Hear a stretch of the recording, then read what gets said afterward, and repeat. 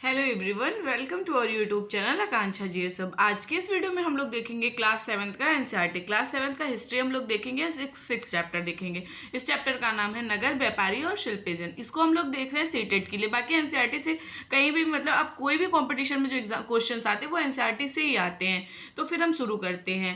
पहला हमारा ये जो है टॉपिक इसमें स्टार्ट होता है जो है एक मध्ययुगीन नगर की यात्रा पर कोई यात्री उस नगर के बारे में कैसे आकांक्षाएं रखता होगा। मतलब मध्ययुगीन में जो यात्री होते हैं, आकांक्षाएं मतलब कि उसकी जो इच्छा होती है, तो मतलब उस नगर के बारे में उसकी क्या इच्छा रखता होगा कि किस प्रकार का ये होगा। यह इस बात पर निर्भर करता है कि वह नगर किस प्रकार का था। वह एक मंदिर नगर मतलब कि वह नगर किस प्रकार का था। वह एक मंदिर नगर था या एक प्रशासनिक केंद्र था, या फिर वाणिज्यिक शहर, या फिर एक पतन नगर अथवा किसी अन्य प्रकार का शहर था। वस्तुतः नगर तो एक साथ अनेक प्रकार के थे। मतलब नगर तो जो थे उस टाइम पे एक साथ बहुत सारे थे। वे प्रशासनिक नगर भी थे, मंदिर नगर होने के साथ साथ वाणिज्यिकी कार्यकलापों और शिल्प उत्पादन के केंद्र भी थे। मतलब कि वो जो थे वाणिज्यिकी का केंद्र भी था, राजनीतिक की चीजों के लिए भी था, मतलब प्रशासनिक जो चीज था उसके लिए भी था, और साथ में मतलब उसके लिए ये जो शिल्प उत्पादन के केंद्र थे इसके लिए भी। मतलब कि जो नगर था उसमें बहुत सारे प्रकार थे, बहुत सारी चीजों के लिए फेमस था। आगे हम लोग देखते हैं प्रशासनिक केंद्र। सबसे पहले हम देखते हैं प्रशासनिक केंद्र है क्या। प्रशासनिक केंद्र अध्याय 2 में आपने चोल वंश के बारे में पढ़ा। हमने चोल वंश के बारे में चैप्टर 2 में पढ़ा हुआ है। आइए हम अपनी कल्पना एक घोड़े के सवार पर होकर चोल राजाओं की राजधानी तंजावुर, जैसा कि वो 1000 वर्ष पहले था, की यात्रा पर चले। मतलब कि जो यात्री आए हैं वो ये बात कर रहे हैं कि जो चोल राजा की जो राजधानी थी तंजावुर, वहां पे हम घोड़े पे बैठकर वहां की यात्रा करते देखते वो कैसा था 1000 वर्ष पहले। वर्ष में 12 महीने बहने वाली कावेरी नदी इस सुंदर नगर के पास बहती थी। मतलब देखो, वर्ष भर 12 महीने बहती है कावेरी नदी, और यहीं पे मतलब ये नगर जो था कावेरी नदी के किनारे पे ही था या फिर पास में था। राजा चोल द्वारा निर्मित राजेश्वर मंदिर की घंटियां बजती हुई सुनाई देती। मतलब कि जो राज चोल था उसने मतलब कि जो ये मंदिर था उसका निर्माण करवाया था, राजेश्वर मंदिर का तंजावुर में। ये क्वेश्चन पूछता है कि किसने बनवाया था, तो ये राजराज चोल जो था इसने ही बनवाया था। मतलब इसकी घंटियां सुनाई पड़ती हैं। लोग नगर के वास्तुकार कुंजर मलन राजराज पेरू छत्थन की वास्तुकला की प्रशंसा करते हुए नहीं थकते। हमें वास्तुकार का नाम इसलिए पता है क्योंकि उसने गर्व से नाम को मंदिर की दीवार पर उत्कीर्ण किया। मतलब इस वास्तुकार का नाम, पहली बात तो आप लोग याद रखिएगा, जो इसका नाम था कुंजर मलन राजराज पेथुर चंद की। मतलब ये जो इनका नाम था ये क्वेश्चन पूछता है कि किसने बनाया था राजराजेश्वर मंदिर, तो इन्होंने ही बनाया था। और लोग इसकी प्रशंसा करते हैं क्योंकि इन्होंने बहुत अच्छे तरीके से इस मंदिर का निर्माण कराया था, मतलब जिस वे में, तो लोग इसका निर्माण करते हैं। और ये लोग इसका नाम इसलिए जानते हैं क्योंकि इसने मंदिर के दीवार पे अपना नाम लिखवाया था। मंदिर के भीतर एक विशाल शिवलिंग स्थापित है। मतलब विशाल शिवलिंग का मतलब है कि बहुत बड़ा, मतलब एक शिवलिंग जो है बहुत अच्छा सा अंदर स्थापित है। इस मंदिर के अलावा नगर में अनेक राजमहल हैं जिनमें कई मंडप बने हुए हैं। राजा लोग इन मंडपों में अपना दरबार लगाते थे। मतलब मंदिर के अलावा राजमहल में जो थे मंडप बने हुए थे, लोग इन मंडप, जो राजा होते थे इन मंडपों में अपना दरबार लगाते थे। यहीं से वे अपने अधीनस्थों के लिए आदेश जारी करते थे। मतलब कि जो लोग होते थे अपने प्रजा के लिए, अपने मंत्री वगैरह के लिए, यहीं से ये लोग मतलब आदेश जारी करते थे बैठ के। नगर में सैन्य शिविर भी बने हैं। मतलब नगर में जो यात्री है वो बता रहा है कि नगर जो है उसमें सैन्य शिविर भी बने हैं। नगर उन बाजारों की हलचल से भरा हुआ है जहां अनाज, मसाले, कपड़ा, आभूषण की बिक्री हो रही है। मतलब नगर उन चीजों से भरा हुआ है जहां पे अनाज हो गए, जैसे अनाज, मसाले, कपड़े हो गए, आभूषण यानी ज्वेलरी वगैरह जो थे जिसकी बिक्री हो रही है। नगर के लिए जल की आपूर्ति कुओं और तालाबों से होती है। मतलब कि जल की आपूर्ति यानी पानी पीने के लिए या फिर सिंचाई वगैरह करने के लिए जो उसकी आपूर्ति होती थी कुओं और तालाबों से करते थे ये लोग। तंजावुर और उसके निकटवर्ती नगर उरेयूर में साली बुनकर मंदिर के उत्सव के लिए झंडियां बनाने का कपड़ा, राजा और अभिजात वर्ग के लिए बढ़िया सूती वस्त्र और जनसाधारण के लिए मोटा सूती वस्त्र तैयार कर रहे हैं। मतलब देखो किस तरह का अलग अलग कपड़े पहनते थे, इसका बताने का ये अर्थ है। मतलब देखो झंडियां बनाने का भी काम होता था यहीं पे उरेयूर में। मतलब ये जो तंजावुर के निकट में था।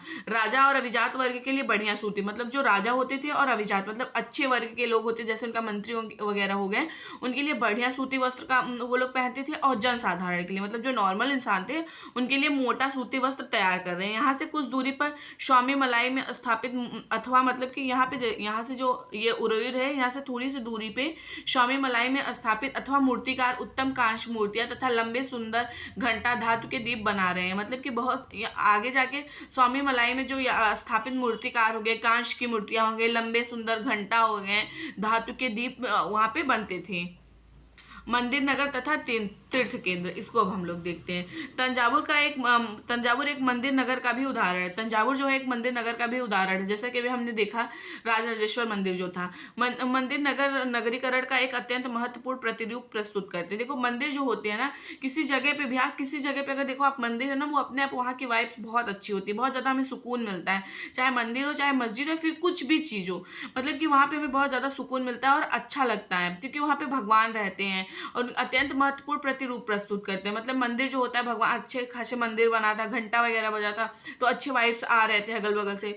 नगरीकरण नगरों के विकास की प्रक्रिया है। नगरीकरण देखो क्या है, नगरीकरण वही है, नगरों के विकास की प्रक्रिया है।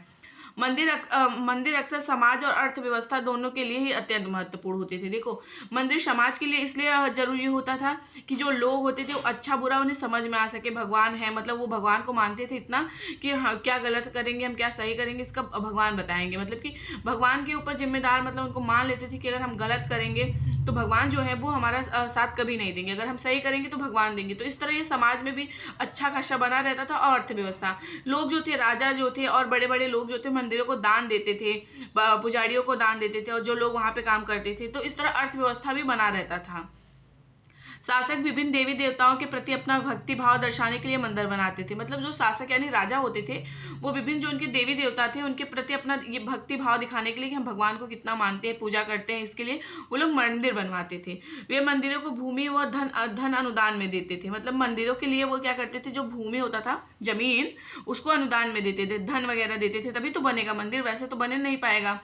जिसकी आय से धार्मिक अनुष्ठान विधि विधान से संपन्न किए जाते थे। मतलब कि जो पैसा होता था उसी के आय से, मतलब आय मतलब यही हो गया ना, पैसा वगैरह जो था उसके धार्मिक अनुष्ठान विधि विधान से संपन्न किए जाते थे। तीर्थयात्रियों तथा पुरोहित पंडितों को भोजन कराया जाता था।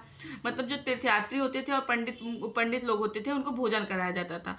पर्वोत्सव मनाए जाते थे। मंदिर के दर्शनार्थी भी दान दक्षिणा कर देते थे। मतलब कि पर्वोत्सव मनाया भी जाता था और मंदिर के जो दर्शनार्थी थे, मतलब जो दर्शन करने, जैसे अभी हम लोग कहीं दर्शन करने जाते तो भगवान को हमारे पास जितने भी होते हैं हम उतना चढ़ाते हैं ना, तो उस तरह से ये लोग दान दक्षिणा देते थे। ये देखिए कांच का मूर्ति है, कांसा घंटा धातु और लुप्त मोम तकनीक, ये रहा, ये चोल काल की है। मतलब ये चोल काल के लिए प्रसिद्ध है, चोल काल की है ये कांस्य मूर्ति, जिसमें कृष्णा को नाग राक्षस कालिया के काबू करते दिखाया गया है। मतलब कि इसमें कृष्णा को जो है नाग राक्षस कालिया को काबू करते हुए दिखाया गया है। ये देखिए नाग राक्षस कालिया जो है ये, और ये कृष्ण भगवान है जो उनको काबू में अपने कर रहे हैं। मंदिर के कर्ता धर्ता, मंदिर के धन के व्यापार को एक शाहूकारी में लगाते हैं। शनि मतलब समय के साथ बड़ी बड़ी संख्या में पुरोहित, पुजारी, कामगार, शिल्पी, व्यापारी आदि मंदिर तथा उसके दर्शनार्थियों, तीर्थयात्रियों की आवश्यकता को पूरा करने के लिए मंदिर के आसपास बसते गए। मतलब कि बहुत सारे लोग जो थे मंदिर के आसपास लोग रहने लगे, जैसे पुरोहित हो गए, पुजारी, कामकार हो गए जो काम वाम करते थे, शिल्पकार हो गए, व्यापारी आदि मंदिर के और दर्शनार्थी उसके अगल बगल मतलब बसने लगे। इसी रीत से मंदिरों को चारों ओर अनेक नगरों का आविर्भाव हुआ। मतलब कि इसी रीत की वजह से नगरों के मतलब उदय हुआ, नगरों के अगल बगल जो है मंदिरों के अगल बगल नगर का जो है उदय हुआ। जैसे मध्य प्रदेश में भिल्ल स्वामीन थे, मतलब भिलसा या विदिशा, और गुजरात में गुजरात में जैसे सोमनाथ मंदिर हो गया। कुछ अन्य महत्वपूर्ण मंदिर नगर जैसे तमिलनाडु में कांचीपुरम हो गए, मदुरै, और आंध्र प्रदेश में तिरुपति हो गए। मतलब देखो लोग बसने लगे, पुजारी वगैरह बसने लगे वहां पे, अपना घर बना लिए, धीरे धीरे नगर का विकास होने लगा। तीर्थ स्थल में धीरे धीरे नगरों के रूप में विकसित हो गए। तीर्थ स्थल जो थे वो धीरे धीरे नगरों के रूप में मतलब विकसित हो गए। वृंदावन में मतलब वृंदावन जो है वो उत्तर प्रदेश में है, तिरुवन्नमलाई तमिलनाडु में है। ऐसे नगरों के दो उदाहरण हैं।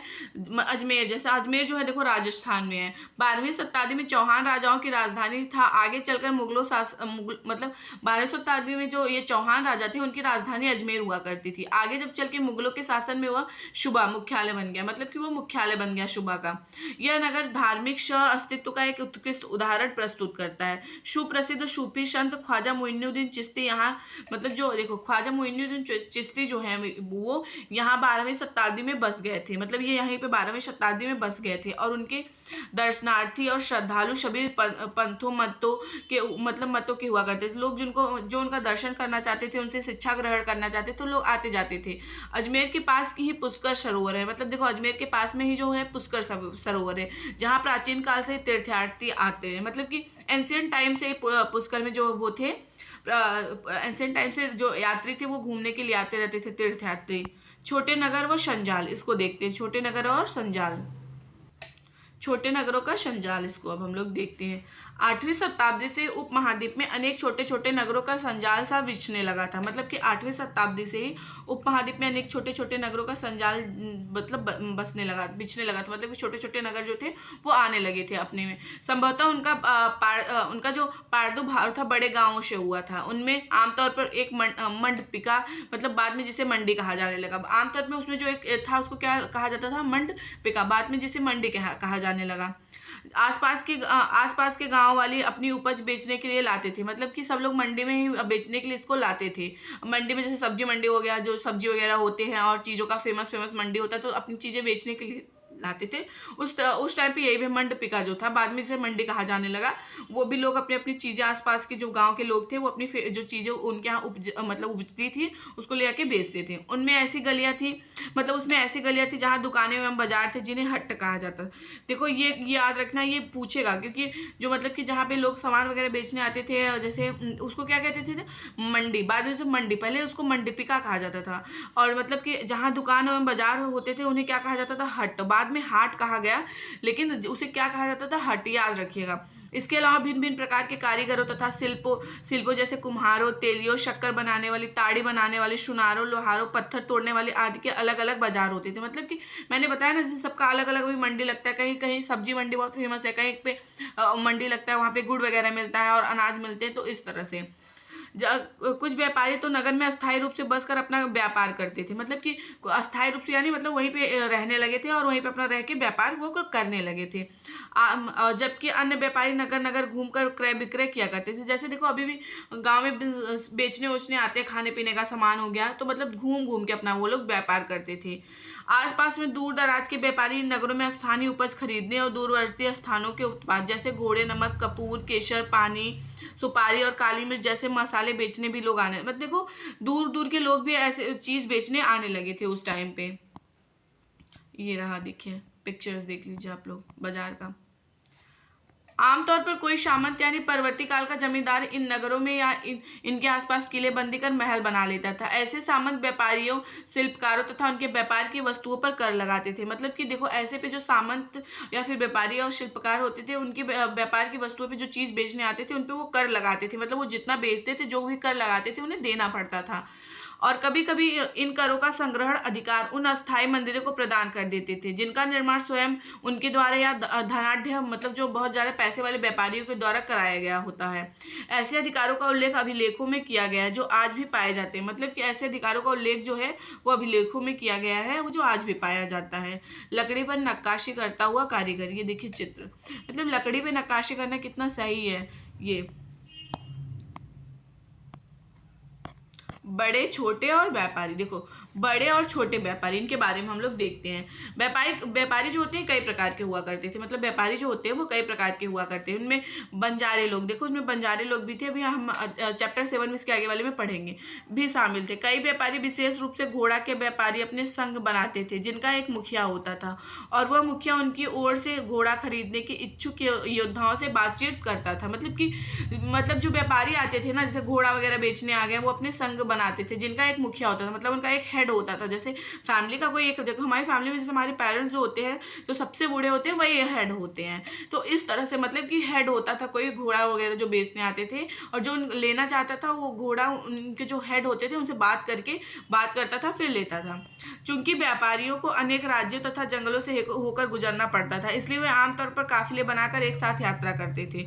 मतलब देखो, काफिले बना के मतलब एक साथ बहुत ज्यादा झुंड में वो लोग चलते थे, क्योंकि जंगल से वो जाते थे, अलग अलग राज्यों से जाते थे, तो अपने हितों की रक्षा के लिए व्यापार संघ, गिल्ड बनाते थे। देखो, जिसको गिल्ड कहा जाता था, उसको बनाते थे। दक्षिण भारत में 8वीं शताब्दी, दक्षिण भारत के बारे में देखते हैं हम लोग। दक्षिण भारत में 8वीं शताब्दी और परवर्ती काल में अनेक ऐसे संघ थे। उनमें से प्रसिद्ध मणि ग्रामम, देखो ये याद रखिएगा, उनमें से दक्षिण भारत में जो बहुत सारे जो संघ थे परवर्ती काल में, लेकिन उनमें सबसे जो प्रसिद्ध था मणि ग्रामम ये था, और नाना देशी थे। मतलब मणि ग्रामम और नाना देशी थे। ये व्यापार संघ प्रायद्वीप के भीतर और दक्षिण पूर्व एशिया तथा चीन के साथ भी दूर दूर तक व्यापार करते थे। ये लोग देखो कहाँ कहाँ तक व्यापार करते थे, प्रायद्वीप के भीतर तो करते ही थे, दक्षिण पूर्व एशिया तक करते थे, इनफैक्ट चाइना के साथ भी ये लोग व्यापार अपना करते थे उस टाइम पे। और इसको क्या कहा, इनका जो संघ था उसको क्या कहा गया है, मतलब मणिग्रामम और नाना देशी कहा गया है।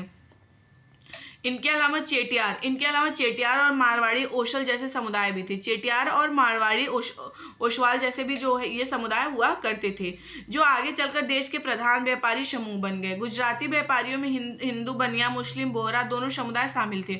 वे दूर दूर तक लाल सागर के बंदरगाहों में फारस की खाड़ी, पूर्वी अफ्रीका, दक्षिणी पूर्व एशिया तथा चीन से व्यापार करते थे। मतलब ये लोग जो गुजराती व्यापारी थे ना, हिंदू बनिया और मुस्लिम बोहरा दोनों शामिल थे। मतलब देखो, हिंदू जो थे वो बनिया और मुस्लिम जो थे बोहरा, ये दोनों समुदाय शामिल थे गुजराती व्यापारियों में। वे दूर दूर तक जैसे व्यापार करते थे, जैसे लाल सागर के बंदर का, फारस की खाड़ी हो गया, पूर्वी अफ्रीका, दक्षिणी अफ्रीका, एशिया, चीन, इन मतलब इतने जगह पे दूर दूर जाके अपना व्यापार करते थे, यानी विदेशों में जा जाके।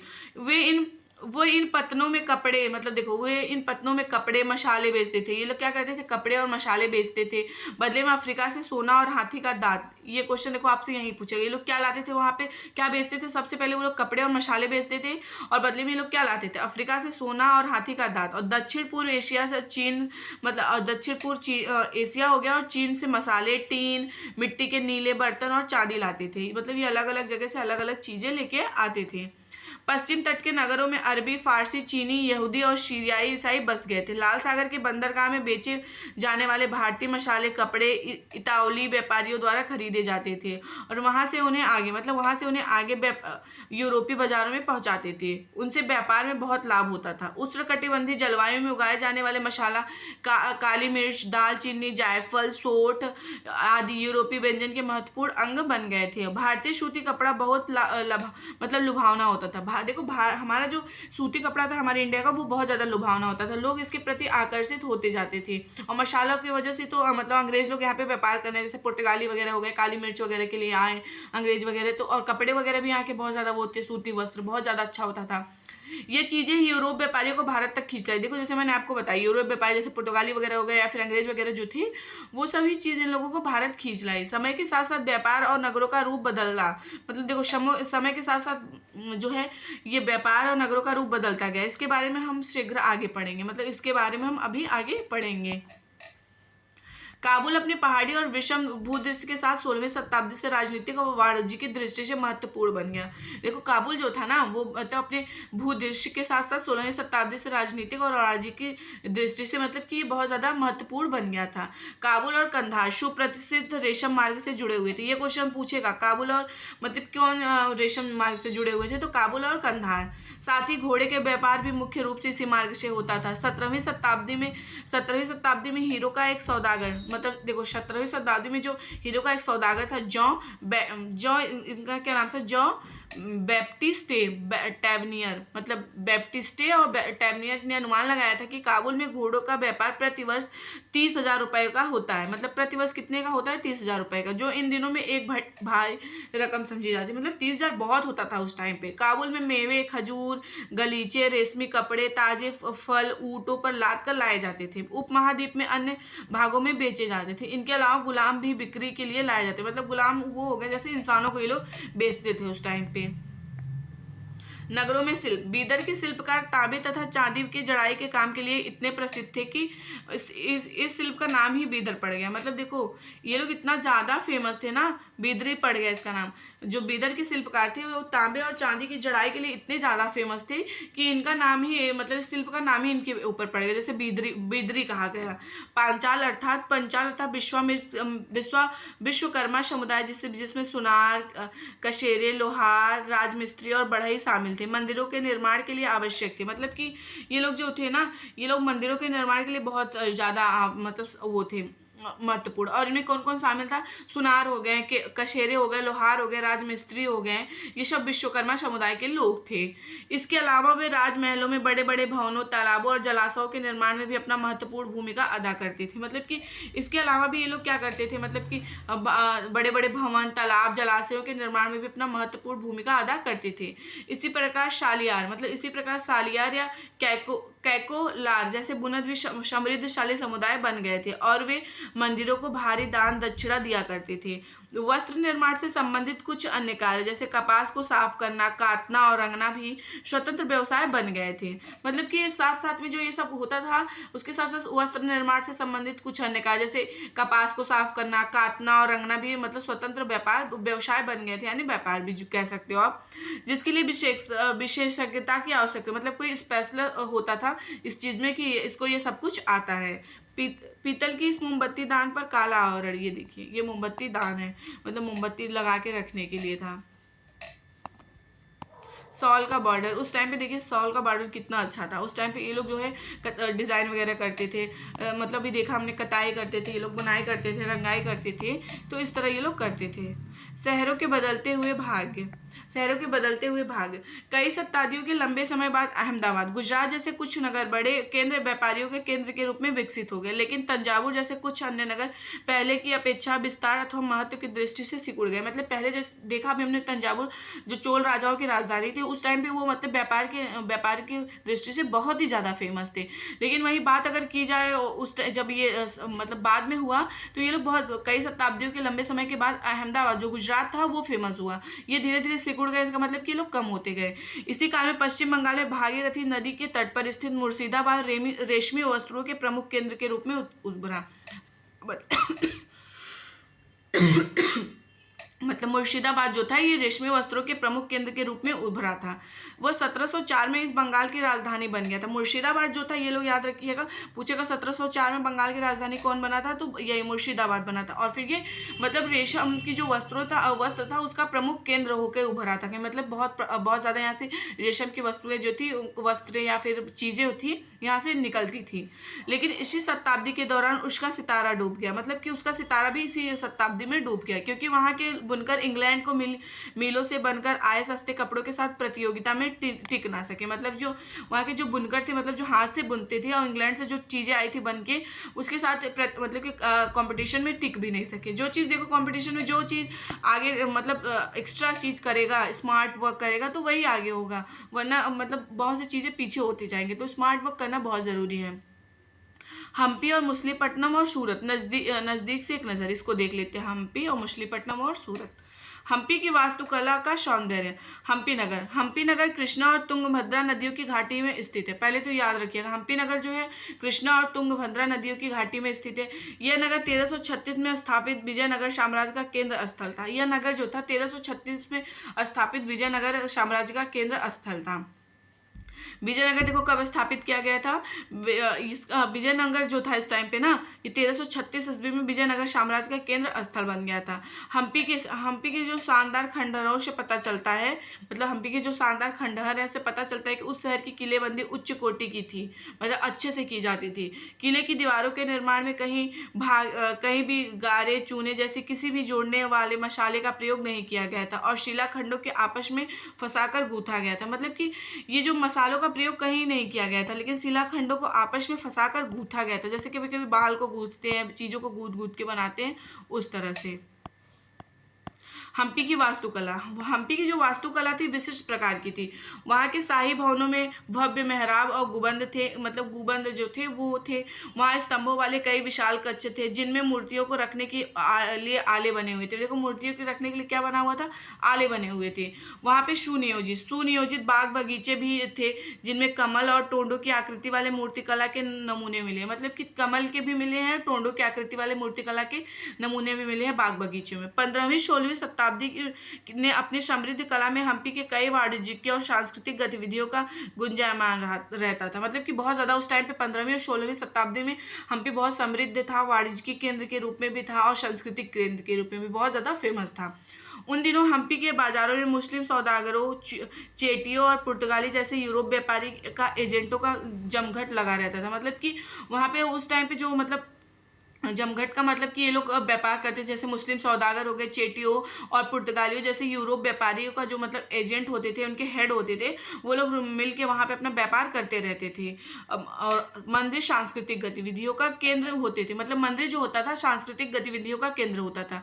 देवदासिया विरूपाक्ष मतलब शिव मंदिर के अनेक स्तंभ वाले विशाल कक्षों में देव प्रतिमा राजा तथा प्रजानों के समक्ष नृत्य किया करती थी। मतलब कि उस टाइम पे जो देवदासिया होती थी ना, वो डांस वगैरह करती थी राजा और मतलब प्रजा के सामने पे। महानवमी पर्व जो आज दक्षिण में नवरात्रि पर्व कहलाता है, नवरात्रि जो है हमारा उसको महानवमी पर्व भी कहा जाता है। उन दिनों हम्पी में एक अत्यंत महत्वपूर्ण पर्व माना जाता था, मतलब उन दिनों में हम्पी में एक महत्वपूर्ण मतलब ये माना जाता था पर्व। पुरातत्वविदों ने उन महानवमी मंच को खोज निकाला जहाँ राजा अपने अतिथि का स्वागत और सत्कार करते थे। मतलब कि राजा अपने अतिथि का स्वागत सत्कार करते थे, मतलब जब ये महापर्व होता था। और अधीनस्थ व्यक्तियों के नजराने उपहार लिया करते थे, मतलब लोग उनको जो है नजराने उपहार दिया करते थे। वहीं विराजमान होकर राजा नृत्य एवं संगीत तथा मल्ल युद्ध के कार्यक्रम भी देखा करते थे। 1565 में दक्कनी सुल्तानों, मतलब देखो याद रखिएगा, 1565 में दक्कनी सुल्तानों ने गोलकुंडा, बीजापुर, अहमदनगर, बरार और बीदर के शासकों के हाथे विजयनगर पराजय के बाद हम्पी का विनाश हो गया। हम्पी का विनाश देखो कैसे हुआ, ये क्वेश्चन याद रखिएगा। 1565 में दक्कनी सुल्तानों, गोलकुंडा, बीजापुर, अहमदनगर और बरार और बीदर के शासकों के हाथों में विजयनगर की पराजय के बाद हम्पी का जो है वो विनाश हो गया था। मतलब उसी टाइम पे हम्पी का जो विनाश था वो हो गया था। अब सूरत देखो जिसे पश्चिम का द्वार कहा जाता है, सूरत मुगल काल के कैबे मतलब आज के खंबात और कुछ समय के बाद अहमदाबाद के साथ गुजरात के पश्चिमी व्यापार का वाणिज्यिक केंद्र बन गया था। देखो सूरत फेमस तो हो गया था उस टाइम पे, क्योंकि कुछ टाइम के बाद अहमदाबाद के साथ गुजरात में पश्चिमी व्यापार का वाणिज्यिक केंद्र बन गया था, सूरत और मुझ की खाड़ी से होकर पश्चिमी एशिया के साथ व्यापार करने के लिए मुख्य द्वार था। मतलब कि सूरत जो था और मुझ की खाड़ी से होकर पश्चिमी एशिया के साथ व्यापार करने के लिए मुख्य द्वार था। सूरत को मक्का का प्रस्थान द्वार भी कहा जाता है। ये क्वेश्चन पूछता है, आप लोग याद रखिएगा, किसको मक्का का प्रस्थान द्वार कहा जाता था, तो सूरत को मक्का का प्रस्थान द्वार भी कहा जाता था, क्योंकि बहुत से हज यात्री जहाज से यहीं से रवाना होते थे। मतलब कि बहुत से जो हज यात्रा के लिए जाते थे लोग, वो जहाज से यहीं से रवाना होते थे। सूरत एक सर्वदेशी मतलब सूरत जो था एक सर्वदेशी नगर था जहाँ सभी जातियों धर्मों के लोग रहा करते थे, मतलब कि सभी जात और धर्म के लोग एक साथ रहते थे। 17वीं शताब्दी में वहाँ पुर्तगालियों, डचों और अंग्रेजों के कारखाने एवं माल गोदाम थे। मतलब कि 17वीं शताब्दी में पुर्तगाली, डच और अंग्रेजों के कारखानों एवं माल गोदाम थे। अंग्रेज इतिहासकार ओविगटन ने मतलब जो ओविगटन ने है 1689 में सूरत बंदरगाह का वर्णन करते हुए कहा है। देखो ये क्वेश्चन पूछ सकता है, किसने किया था वर्णन, तो अंग्रेज इतिहासकार ओविगटन जो था 1689 में सूरत बंदरगाह का वर्णन करते हुए लिखा है कि किसी भी एक वक्त पर भिन्न भिन्न देशों के औसतन 100 जहाज पर इस बंदरगाह पर लंगर डाले खड़े देखे जा सकते थे। मतलब कि एक टाइम पे बहुत अलग अलग देश पे जाने के लिए बहुत सारे मतलब जहाज यहीं इसी बंदरगाह पे खड़े रहते थे। सूरत में ऐसी अनेक दुकानें थी जो कपड़ा, सूती कपड़ा थोक और फुटकर कीमतों पर बेचती थी। सूरत के वस्त्र अपने सुनहरे गोटा किनारियां मतलब जरी जो थे, जरी वाला जो उस टाइम पे कढ़ाई था बहुत फेमस था, के लिए प्रसिद्ध थे। उनके लिए पश्चिम एशिया, अफ्रीका और यूरोप में बाजार उपलब्ध थे। वो मतलब कि अगर ये बना के उसको कैसे बेच सकते थे, पश्चिम एशिया जाके बेच सकते थे, अफ्रीका में और यूरोप में मतलब ये लोग आराम से जाके अपना बेच सकते थे। राज्य ने विश्व के सभी भागों से नगर में आने वाले लोगों की आवश्यकताओं को पूरा करने के लिए अनेक विश्राम गृह बना रखे थे। मतलब कि जो दूर दूर से लोग आते थे व्यापार के लिए या फिर किसी भी चीज़ के लिए, तो उनके लिए विश्राम गृह बना रखे थे। वहाँ भव्य भवन और असंख्य मनोरंजक स्थल थे। मतलब कि बहुत अच्छा भव्य भवन था और उनके मनोरंजन के लिए भी चीज़ें थी। सूरत में काठियावाड़ी सेठों तथा महाजनों की बड़ी बड़ी शाहूकारी कंपनियां थी। मतलब सूरत में काठियावाड़ी में जो सेठ थे, वहाँ मतलब उनकी महाजनों की बड़ी बड़ी शाहूकार कंपनियां होती थी। उल्लेखनीय है कि सूरत से जारी की गई हुंडियों को दूर दूर तक मिस्र में काहिरा, इराक में बसरा और बेल्जियम एंटवर्प में बंजारों से मान्यता प्राप्त थी। ये देखो याद रखना ये क्वेश्चन। मतलब उल्लेखनीय कि सूरत से जारी की गई हुंडियों, मतलब जो सूरत से जारी की जाती थी हुंडी, उसको दूर दूर तक मिस्र में काहिरा, इराक में बसरा और बेल्जियम में एंटवर्प के बंजारों से ये मान्यता प्राप्त थी। किंतु 17वीं शताब्दी के अंतिम वर्ष में सूरत का भी अधपतन प्रारंभ हो गया था। मतलब 17वीं शताब्दी के अंतिम वर्षों में सूरत का भी पतन शुरू हो गया था। इसके कई कारण थे। इसके जो कई कारण, मुगल साम्राज्य के पतन के कारण बाजारों तथा उत्पादकताओं की हानि। मतलब मुगल साम्राज्य का जो ये उनका भी पतन होने लगा था 17वीं शताब्दी में। पुर्तगालियों द्वारा समुद्री मार्गों पर नियंत्रण और बम्बई, मतलब वर्तमान में जिसको मुंबई कहा जाता है, से प्रतिस्पर्धा, जहाँ 1668 में अंग्रेजों ईस्ट इंडिया कंपनी ने अपना मुख्यालय स्थापित कर लिया था। 1668 में अंग्रेजों की ईस्ट इंडिया कंपनी का मुख्यालय जो था वो मुंबई में हो गया था। आज सूरत एक महत्वपूर्ण वाणिज्यिक केंद्र है। देखो सूरत बहुत ज्यादा फेमस है अभी भी। जोखिम भरा दौर, मछलीपट्टनम के लिए चुनौती, ये भी यहाँ से देखो इंपॉर्टेंट है, यहाँ से क्वेश्चन आता है। मछलीपट्टनम या मछलीपट्टनम नगर कृष्णा नदी के डेल्टा पर स्थित है। 17वीं शताब्दी में भिन्न भिन्न प्रकार की गतिविधियों का नगर था। हॉलैंड और इंग्लैंड दोनों देशों की ईस्ट इंडिया कंपनियों ने मछलीपट्टनम पर नियंत्रण करने का प्रयत्न किया। मतलब मछलीपट्टनम पे हॉलैंड और इंग्लैंड दोनों ईस्ट इंडिया कंपनियों ने मछलीपट्टनम पे अपना नियंत्रण बनाना चाहा, क्योंकि तब तक आंध्र तट का सबसे बड़ा महत्वपूर्ण पतन बन गया। मछलीपट्टनम का किला, मतलब मछलीपट्टनम का जो किला था हॉलैंड वासियों ने बनाया था। ये किसने बनाया था? तो इसको हॉलैंड वासियों ने बनाया हुआ था। गोलकुंडा के कुतुब शाही शासकों ने कपड़ों, मसालों और अन्य चीज़ों की बिक्री पर शाही का अधिकार लागू किया, जिससे कि वहाँ का व्यापार पूरी तरह ईस्ट इंडिया कंपनी के हाथों में ना चला जाए।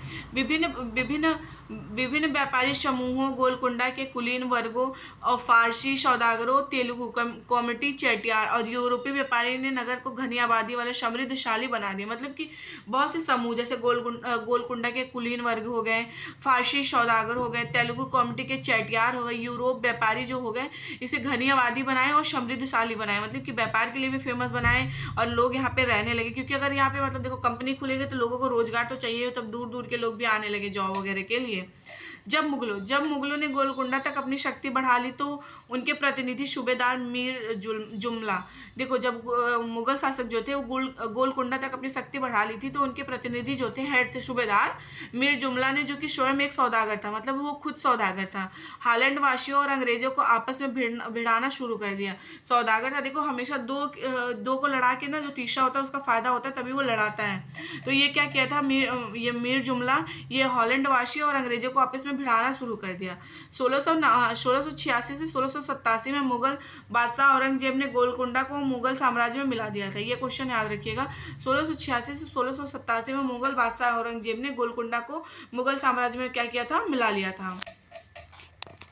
अब यूरोपीय कंपनी ने सामने के अन्य, मतलब यूरोपीय कंपनी जो थी उस टाइम पे जो यूरोपीय कंपनियां थी ना, वो अन्य विकल्प ढूंढने लगी। मतलब उनके सामने इतना समस्या आने लगी, फिर वो अन्य विकल्प को ढूंढने लगा। कंपनी की नई नीति के अंतर्गत केवल इतना ही पर्याप्त नहीं था कि पतन भीतरी प्रदेश के उत्पादन केंद्रों के साथ संबंध बनाए रखे, बल्कि इस बात की आवश्यकता महसूस की गई कि कंपनी के नए केंद्र के साथ राजनीतिक, प्रशासनिक, वाणिज्य की भूमिका अदा करें। जब कंपनी के व्यापारी बम्बई, वर्तमान में जो मुंबई है, कलकत्ता जो कोलकाता के नाम से भी जाना जाता है, मद्रास वर्तमान में इसको हम चेन्नई कहते हैं, ये लोग चले गए, तब मछलीपट्टनम अपने व्यापार और समृद्धि दोनों खो बैठा। मतलब जब ये लोग यहाँ से चले गए तो मछलीपट्टनम जो था, यहाँ पे इनका जो मतलब यहाँ पे व्यापार करते थे, तो वो अपना व्यापार और समृद्धि दोनों ही खो बैठा। 18वीं शताब्दी के दौरान उसका अर्धपतन हो गया, मतलब कि उसका पतन होना स्टार्ट हो गया था 18वीं शताब्दी के दौरान ही। आज वह एक छोटे से जीर्ण नगर से अधिक कुछ नहीं है। मतलब कि आज वो नॉर्मल सा एक नगर है, बाकी और कुछ नहीं है। नगर और व्यापारी। 16वीं और 17वीं शताब्दी में यूरोप के देश मतलब कि 16वीं और 17वीं शताब्दी के यूरोप के देश व्यापारी उद्देश्यों से मतलब वो जो व्यापारिक थे वो उद्देश्यों से मसाले कपड़ा की तलाश में लगे हुए थे। मतलब वो सोच रहे थे, जो व्यापारी आए थे, कि कैसे हमें अच्छे कपड़े मिल जाए और मसाले मिल जाए, जो यूरोप और पश्चिम एशिया दोनों जगह लोकप्रिय हो गए थे। मतलब कि उस टाइम पे जो हमारे यहाँ इंडिया का मसाला था और कपड़ा जो था वो बहुत ज़्यादा लोकप्रिय हो गया था यूरोप में भी और पश्चिम एशिया में।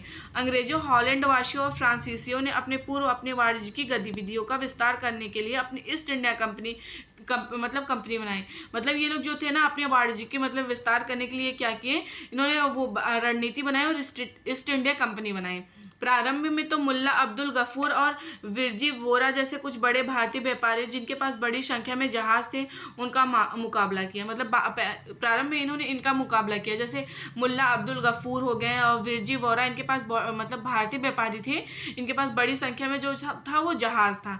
किंतु यूरोपीय कंपनियों ने समुद्री व्यापार पर अपना नियंत्रण स्थापित करने के लिए अपनी नौ शक्ति का प्रयोग किया। यूरोपीय कंपनी जो थी अपनी समुद्री व्यापार को बढ़ाने के लिए और उस पर नियंत्रण करने के लिए अपनी नौ शक्ति का प्रयोग किया और भारतीय व्यापारी को अपने एजेंट के रूप में कार्य करने के लिए मजबूर कर दिया। मतलब भारतीय जो व्यापारी थे उनको क्या किया, जब समुद्री पे अपना वो पूरा नियंत्रण कर लिया तो उनके जो एजेंट थे भारतीय व्यापारियों के, उनको काम करने के लिए मजबूर कर दिया था। अंततः अंग्रेज उपमहाद्वीप में सर्वाधिक सफल वाणिज्यिक एवं राजनीतिक शक्ति के रूप में उभर कर स्थापित हुए।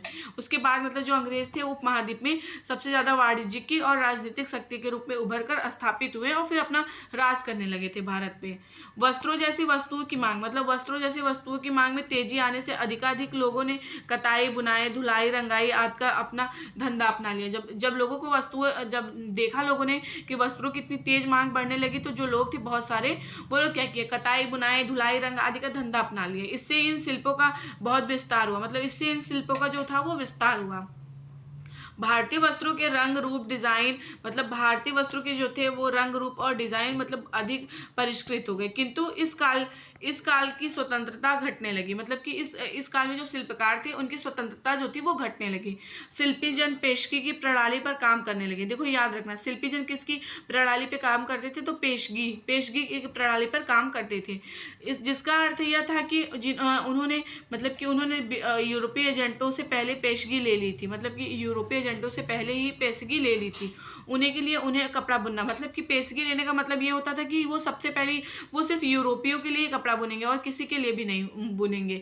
अब बुनकरों को अपना कपड़ा या बुनाई के नमूने बेचने की स्वतंत्रता नहीं थी। मतलब वो खुद से कपड़े बुनकर या फिर उस जो कताई बुनाई करते थे उसको नहीं बेच सकते थे। वो यूरोपियों का पेशगी ले लिए थे और तो यूरोपीय के एजेंटों मतलब यूरोप के जो लोग थे उनके एजेंटों के रूप में काम करने लगे थे।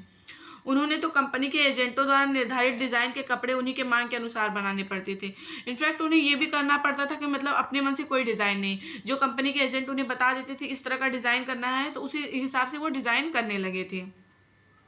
18वीं शताब्दी में बम्बई, कलकत्ता और मद्रास नगर का उदय हुआ। मतलब 18वीं शताब्दी में बम्बई, कलकत्ता और मद्रास नगरों का जो था वो उदय हुआ, जो आज प्रमुख महानगर है, प्रमुख महानगर है। शिल्प और वाणिज्य में बड़े बड़े परिवर्तन आए। मतलब शिल्प और वाणिज्य में बहुत ज्यादा परिवर्तन आए। जैसे बुनकर, कारीगर, सौदागर यूरोपीय कंपनी द्वारा इन नगरों में स्थापित ब्लैक टाउन्स में स्थानांतरित हो गए। मतलब ब्लैक टाउन्स जो इन्होंने स्थापित किया था वहां पे लोग स्थानांतरित हो गए, यानी वहां पे चले गए, रहने लगे। ब्लैक यानी देशी व्यापारी और शिल्पकारों को इन ब्लैक टाउन्स में सीमित कर दिया गया था। जबकि गोरे शासक ने मद्रास में, मतलब जो गोरे शासक थे वो मद्रास में फोर्ट सेंट जॉर्ज और कलकत्ता में फोर्ट सेंट विलियम की शानदार कोठियों में अपने आवास बना लिए। मतलब कि ये लोग यहाँ रहने लगे और वो भी अच्छे से राजमहल, मतलब हमारा देश, और यही लोग अच्छे से रहने लगे अच्छे जगहों पे। 18वीं शताब्दी में शिल्प कलाओं तथा वाणिज्यों की कहानी हम अगले वर्ष पढ़ेंगे, मतलब क्लास 8 में पढ़ेंगे। मतलब इसको हम तो अभी कंप्लीट करेंगे, हम तो क्लास में है नहीं। अब इसको देख ले, वास्को डिगामा और क्रिस्टोफर कोलंबस। 15वीं शताब्दी में यूरोपीय नाविकों द्वारा समुद्री मार्ग की खोज अभूतपूर्व कार्य किए गए। उनमें से अनेक नाविक भारतीय उपमहाद्वीप पहुंचने का मार्ग खोजने और मसाले प्राप्त करने की इच्छा से प्रेरित थे। पुर्तगाली नाविक तो वास्को डिगामा अटलांटिक महासागर के साथ साथ यात्रा करते हुए केप ऑफ गुड होप से निकल गए। ये याद रखिए, क्वेश्चन यहाँ से आता है। वास्को डिगामा जो है अटलांटिक महासागर के साथ यात्रा करते हुए केप ऑफ गुड होप से निकलकर हिंद महासागर को पार करके भारत पहुंचा। उसे अपनी पहली यात्रा को पूरा करने में एक वर्ष से भी अधिक समय लगा। पहला जब उसने स्टार्टिंग किया तो 1 वर्ष से ज़्यादा लगा। वह 1498 में कालीकट पहुंचा और अगले वर्ष पुर्तगाल की राजधानी लिस्बन लौट गया। वो 1498 में कालीकट पहुंचा और उसके बाद नेक्स्ट ईयर ही वो पुर्तगाल की राजधानी लिस्बन में लौट गया। इस समुद्री यात्रा के दौरान उसके चार से 2 जहाज नष्ट हो गए। मतलब जब 4 में से जो 4 जहाज लेके आया था, 2 जहाज इसके नष्ट हो गए और 170 यात्रियों में से केवल 54 ही जीवित बचे। मतलब 170 इंसानों को लेके आया था, सिर्फ 54 ही बचे थे। इन प्रत्यक्ष खतरों के बावजूद जो मार्ग खोले या खोजे गए वे अत्यंत लाभकारी सिद्ध हुए। उसके बाद तो अंग्रेज, हॉलैंडवासी और फ्रांसीसी नाविक भी उसका अनुकरण करना प्रारंभ कर, यानी नकल करना उसका स्टार्ट कर दिया वास्को डी गामा का।